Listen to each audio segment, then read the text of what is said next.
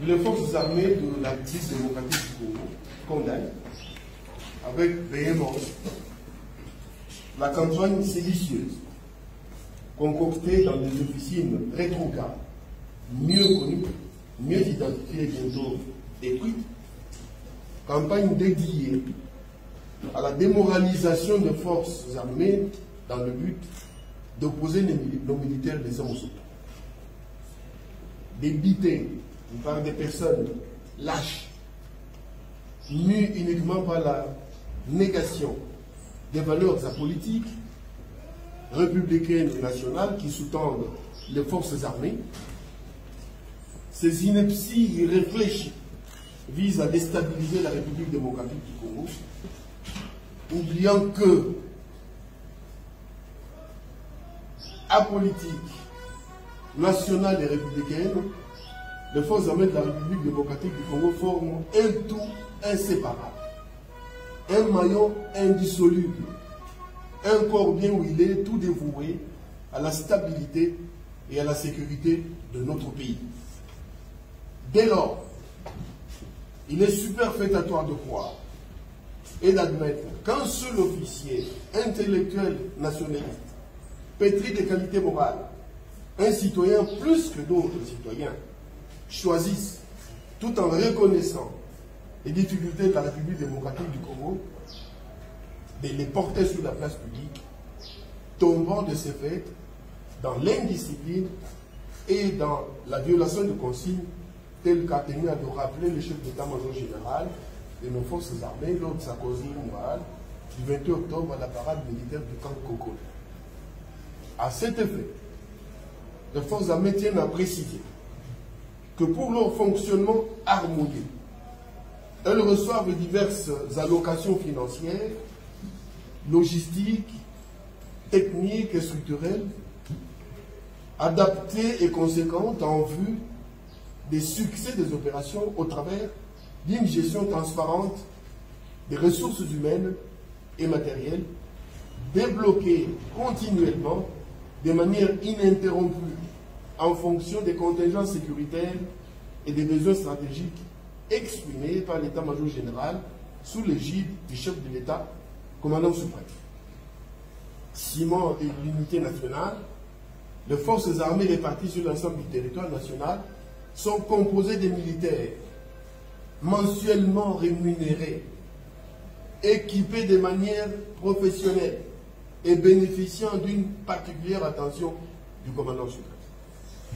La prise en charge des blessés de guerre et des invalides, de même que les charges sociales des militaires, constituent une préoccupation quotidienne du chef de l'État qui y consacre des efforts louables, matérialisés sur la construction des écoles et des logements, l'acquisition et l'installation des équipements des dernières générations dans les formations médicales militaires à travers notre pays. C'est ainsi que 275 blessés de guerre invalides, bénéficiaires d'une formation valorisante, rendent déjà d'énormes services à la nation à travers la fabrication des chaussures, la confection des tenues et la réparation des équipements et des infrastructures. Ainsi donc, la solde militaire, mais aussi diverses primes, étant des dépenses de souveraineté, sont décaissées au prorata des recettes publiques de l'État sans qu'il soit nécessaire de le porter sur la place publique. À ces sujets, certes, les dépenses et services publics sont une priorité absolue pour l'État, mais certaines difficultés résultant de la Covid-19 et de l'environnement international peu favorable à l'amélioration des activités économiques et financières empêchent parfois les décaissements, notamment des frais de fonctionnement. Précisément, au sujet de la rémunération, la bancarisation de la paie des militaires dédiés et décidée dans le cadre de la réforme de notre outil de défense a montré toute son efficacité et depuis, il s'observe avec satisfaction que les militaires en opération, tout comme ceux en cantonnement, perçoivent allègrement leur solde de divers avantages pécuniaires auprès des banques agréées établis sur l'ensemble du territoire national. En ce qui concerne les recrues, elles ne sont pas rémunérées, mais perçoivent une pécule en attendant leur mécanisation par la fonction publique. L'opération d'enregistrement en vue de leur mécanisation est en cours à travers les centres d'instruction disséminés à travers notre pays.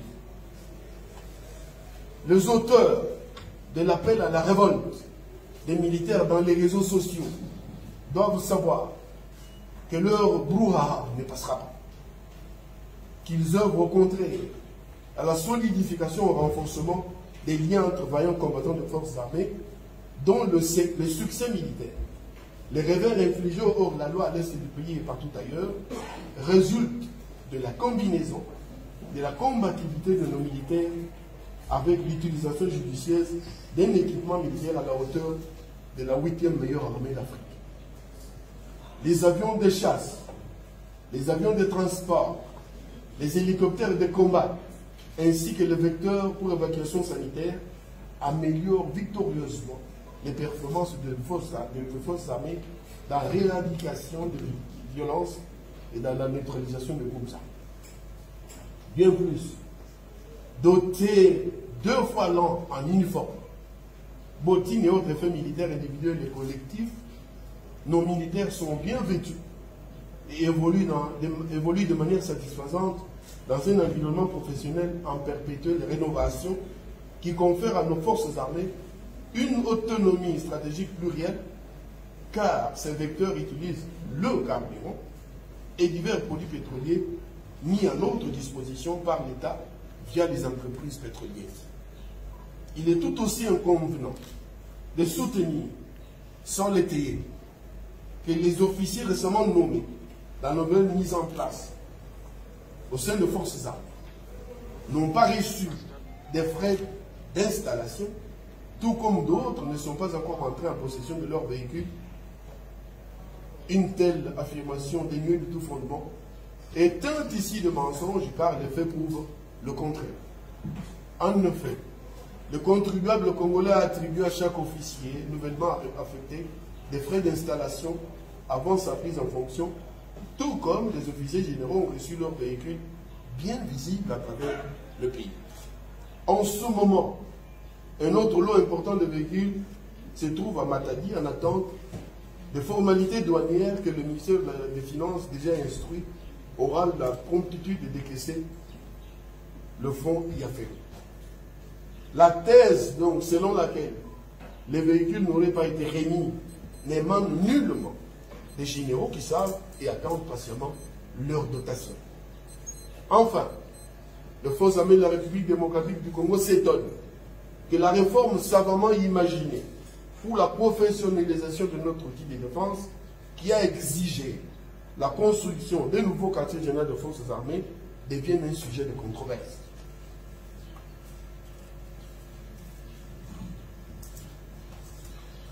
La vétusté du bâtiment. Nous vous recevons aussi à l'état-major général. Les uns vous ont déjà dit, nous ne sommes plus ici, nous avons été chassés. Nous sommes à l'état-major général dans cette salle de réunion, la célèbre salle de réunion de l'état-major général. Donc la vétusté du bâtiment actuel abritant le quartier général des forces armées, ainsi que le nombre de plus en plus important des cadres militaires œuvrant à l'état-major général, milite en faveur d'un nouveau quartier général. C'est même le souhait de la population congolaise qui souhaite voir le FARDC doté d'un grand quartier général digne de ce nom.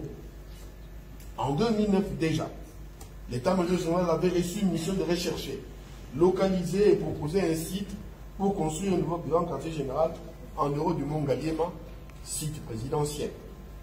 En 2014 également, le DAIPN, le terrain CPA et le plateau de Bateke avaient été retenus puis rejetés par la commission ad hoc créée à cette fin. Dans la même feuille de route de la réforme de notre armée, figurait en bonne place la construction de nouvelles infrastructures pour les forces navales, les forces aériennes, le service de communication et d'information des forces armées, les services d'action sociale et le corps de santé de nos forces armées.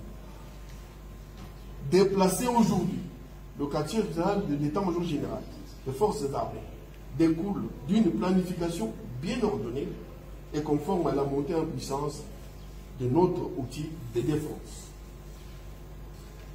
Face à cette campagne séditieuse, les forces armées de la République démocratique du Congo appellent tous nos vaillants combattants à demeurer unis, disciplinés comme toujours, vigilants et derrière le commandant suprême.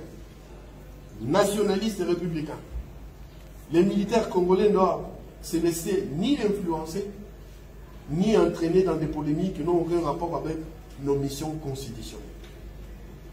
Mère des armées, la discipline impose aux militaires de n'exécuter que les ordres émanant de leur hiérarchie. Ils doivent soumission et loyauté aux institutions légalement établies, car c'est le sens même de notre serment, à savoir ne jamais trahir le Congo. Pour terminer, il importe de relever que l'armée est considérée dans le monde entier comme la grande muette. Pourquoi en serait-il autrement? En serait-il autrement?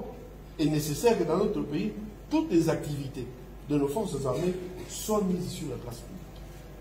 À cet effet, nous lançons un appel en direction des opérateurs politiques de tous bords à s'abstenir d'épiloguer sur les forces armées et d'adresser des invectives au commandement des forces armées.